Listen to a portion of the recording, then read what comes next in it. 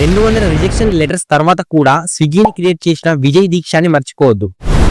ఒక సమయంలో Sriharsha మెజేటి Swiggy co-founder తాను MBA చేసి జాబ్ వదిలేసి స్టార్టప్ ఐడియాతో వెళ్ళినప్పుడు చాలా మంది వెనుక తిరిగారు.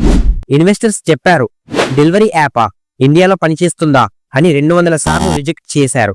కానీ తన నమ్మకాన్ని వదలలేదు. ఫస్ట్ డెలివరీ హైదరాబాద్ నుంచి వచ్చింది. ఇప్పుడు రోజుకి 1,00,000కు పైగా ఆర్డర్స్. తన పేషెన్స్ ఆయన క్లారిటీ గేమ్ ని గెలిపించాయి. ఇప్పుడు నువ్వు కూడా ఒక డ్రీమ్ ని ఫాలో చేస్తుంటావు.